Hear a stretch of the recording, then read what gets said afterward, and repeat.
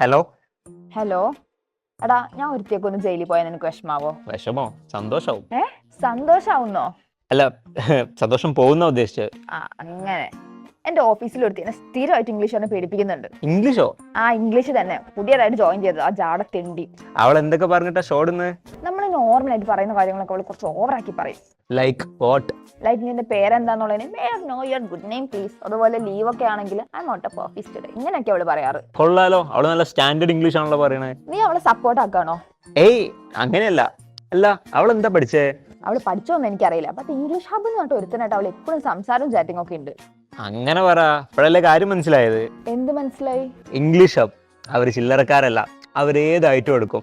Students ആണെങ്കിലും വീട്ടമ്മമാരാണെങ്കിലും ജോലി ചെയ്യുന്നവരാണെങ്കിലും എല്ലാവർക്കും സെപ്പറേറ്റ് കോഴ്സസ് ഉണ്ട്. എന്നാ പിന്നെ ഞാനും ജോയിൻ ചെയ്തിട്ട് എനിക്കും ഇങ്ങനെ ഇംഗ്ലീഷ് പറയണം.